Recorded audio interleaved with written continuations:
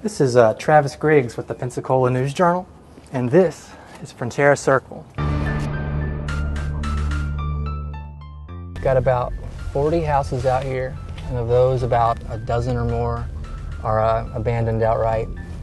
Yeah, so we've still got a couple of holdouts over here. Some older folks that are raising grandchildren living in these houses right here. But as you get a little bit further down the block, we've got a stretch right here of 6 that have all been abandoned. All of them had doors kicked in, windows broken out. When we've been inside these houses with deputies, we found all kinds of signs, crime, garbage, and stuff like that in there. And this side of the neighborhood in particular has really just become a blight that's pulled it down pretty bad. Even the houses that still look good, a couple of them have been abandoned already.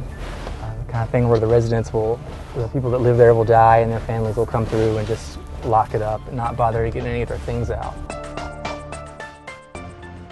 We've been spending about the last 2 months in this neighborhood working on a series of stories about the problems that they've had here and maybe a little bit of what the solution might be.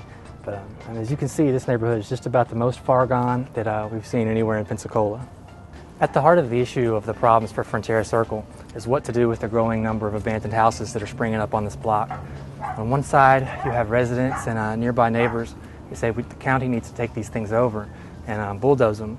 But on the other side of the argument, you have tricky legal issues like land ownership and absentee landlords, and it makes it very difficult for county officials to seize and demolish this property, even though it's a nuisance to the community. Constant drug deals in and out of these apartments, in the streets here. When we'd come across the drug deals, they would take off running through these back alleys or down the train tracks and down side streets here. Or it wasn't uncommon for them to run in any one of these houses. They don't live here. Any one of the Habitat houses over here, or even the next block over there. It's amazing how much time I've spent out here in the last 2 months. Starting to feel like I know it backwards and forwards.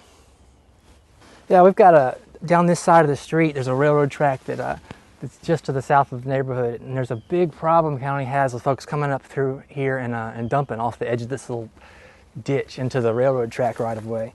And there's all kinds of trash down through here, washing machines and appliances and tires and car parts and old kids' toys, office furniture.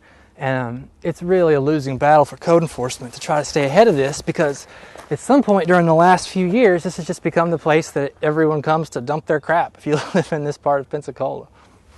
This is Idlewood Drive, which is just south of Frontera Circle across the railroad tracks. And it's hard to imagine two neighborhoods that could be more different. Whereas Frontera Circle's got the crime and blight, this neighborhood right here is actually waterfront communities. We've got some really nice houses that sit on Bayou Chico. And over the years, they have just been under siege from crime that's come down from Frontera. You can see now they've got big fences and electronic gates and stuff built up and guard dogs, but nothing really has been completely effective to keep out crime. It's just a railroad track away.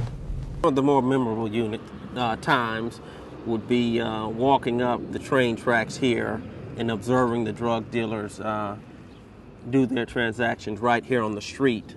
I would be hidden in the woods here and they would never see me, so I actually could observe them make the deals, call out to the other officers, and we would stop them as they left the area. Escambia County deputies and code enforcement are planning a sweep in the neighborhood this week to try to root out some of the last crime and blight.